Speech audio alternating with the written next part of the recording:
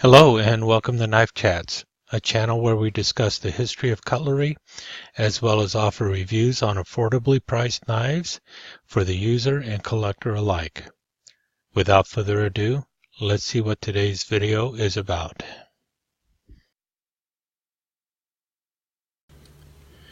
So about a month ago I got on this stiletto kick and I came across this brand on eBay. It's Kriegar. And this is the German imitation pearl stiletto folder. Let's look at the back of the box. It gives you a little bit of information on Kriegar. This is also on the eBay site, and I read that and it was like, well, that's nice, but that's what they're thinking about it. So I basically started watching some of the bids on these things. They're all brand new, and I saw a buy it now price on it of $15.99. And I was watching the bids on it, and they continuously sold for anywhere from $15 to $20. And sometimes that was like $20 plus $5 in shipping. And the $15.99 was with free shipping. And it had a buy it now or, make an offer. And so I thought, well, they keep going for 15 to 20 bucks. Why not just go ahead and take a bid on it and try this brand out? I've never had it before, never even heard of it before, but I thought I'd give it a shot.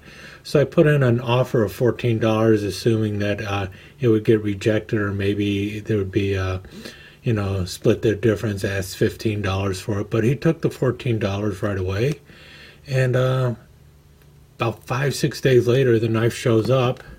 And this is what I ended up with. Really, classic 5-inch stiletto or 9-inch, depending on the way you want to measure it. And really nice, if you can see it, the imitation pearl on this is really good. And if you notice there, it's actually held on by screws. So if I wanted to switch it out, I could. But really nice, cracked ice, imitation pearl, whatever you want to call it. Nice stainless steel bolsters on both ends. The pins are just like you see on so many other Italian style stilettos and stuff. This says it's a German imitation. I'm not sure what they mean by that. It looks very much like an Italian stiletto to me, even though it is made in China and by a German company. You got your typical button lock. The blade does your usual. It stops at the third, then again at 2/3, and then it locks in place. And by locks in place, I mean it really does lock in place. You can put a lot of pressure on that. It's not going to close or anything. So a very good positive lock. Let's try and see the Tang Stamps here. If you can see it, read there. It says, there we go. Kriegar surgical steel, handcrafted in China. The other side just has the Kriegar on there, and you can see the button lock on there too. And nice button on the back to push in to close it.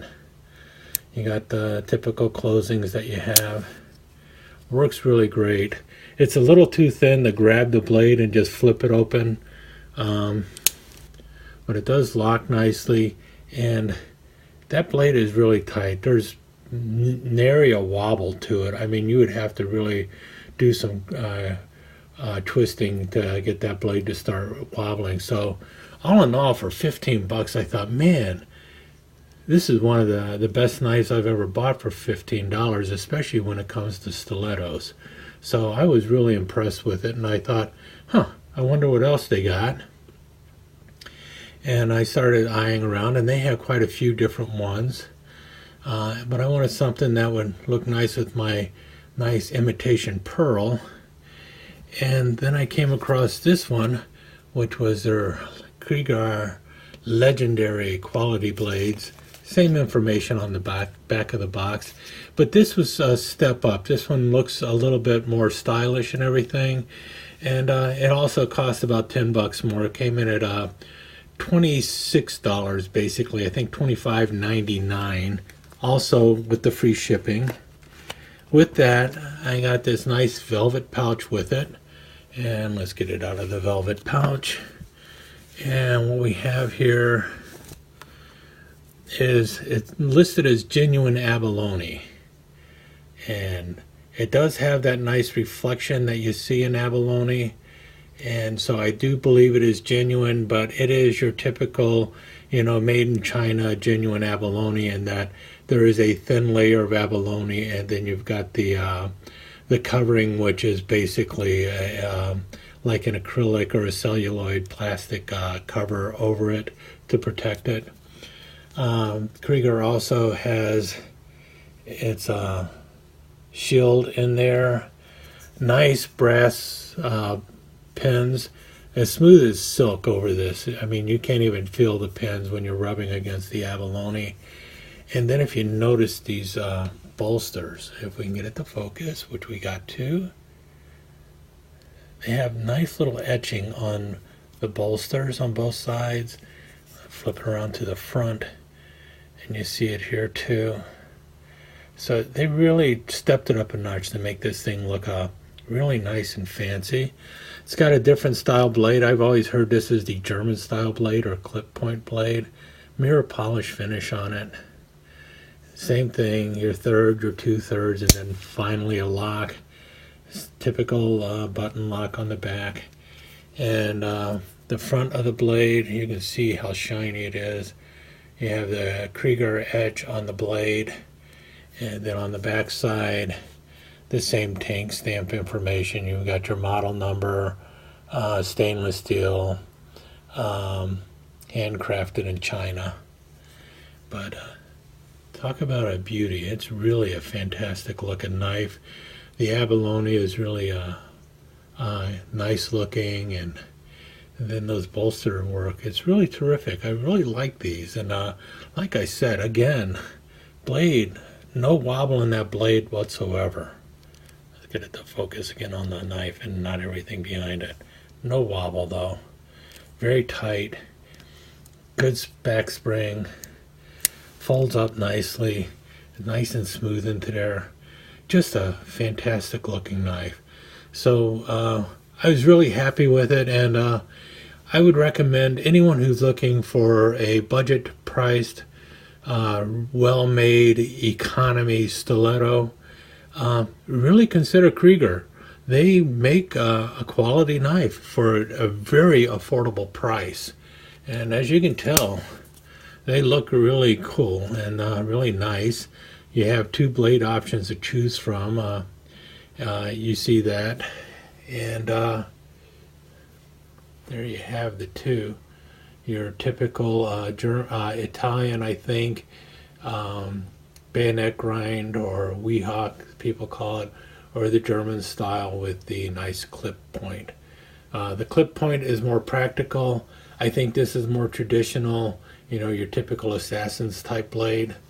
But fantastic knives. If you're looking for a really good stiletto, consider Kriegar.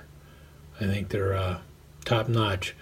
Definitely look like a knife, in the $30 to $45 range, as opposed to the $15, $25 range.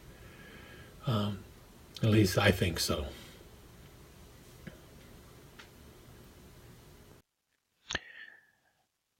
Okay, on to the slideshow and a little bit more information on these knives.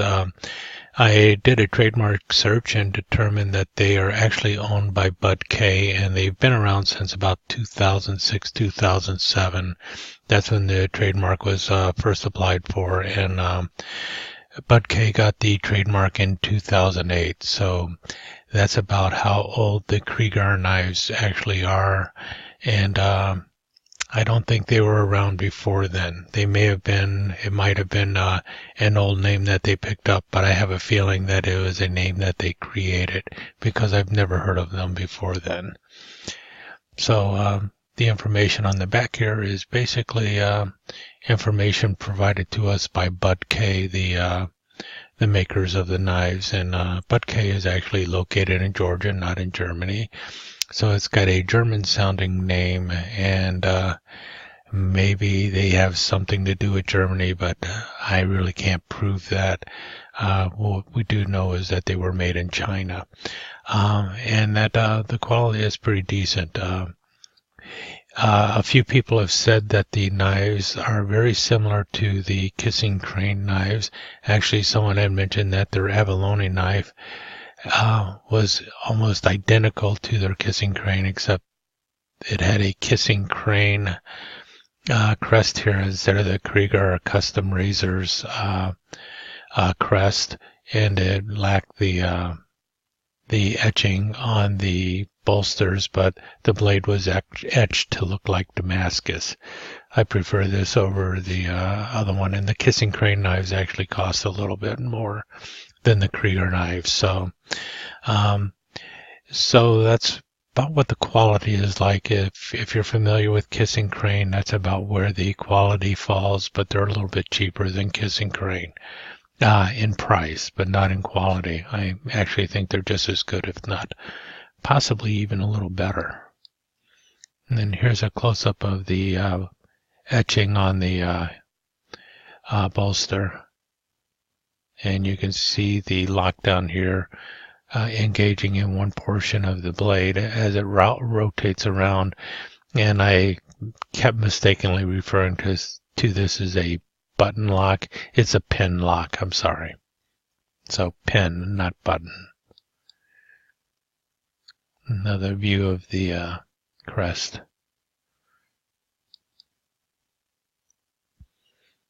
And there's everything you get with this particular one.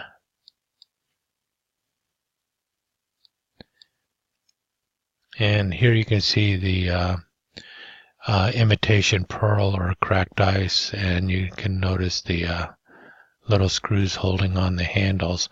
I believe that's done with quite a few of these. And here's the information. Just says stainless steel. I'm assuming it's probably 420. It might be 440. Hard to say for sure. As you can tell, the one that only cost me $14, it basically has a satin finish, so you can see the some of the grind marks on the blade and everything. But that just adds to the whole look and feel of your Italian stiletto. And it's got you can see the nice bayonet grind there, and it is quite sharp, actually, sharper than you would think for a $14 stiletto. And like I said, the build is overall pretty decent. You can see light through the scales, just like you can with so many other ones that I have, even right up there to some of my switchblades and everything else. If you look through, you'll see light between the spring and the liners. If that's a big deal for you, then just realize you're also only paying $15 for it, so you get what you pay for.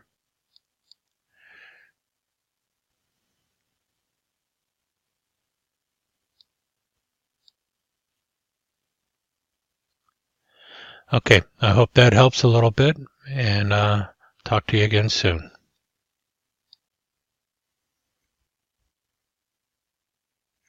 Thanks for visiting. If you like this video, please share it with a friend and consider subscribing to Knife Chats. To be notified of future episodes, don't forget to ring that bell. As always, your comments are welcome and insults are cheerfully ignored. Remember, you're only as sharp as your knife.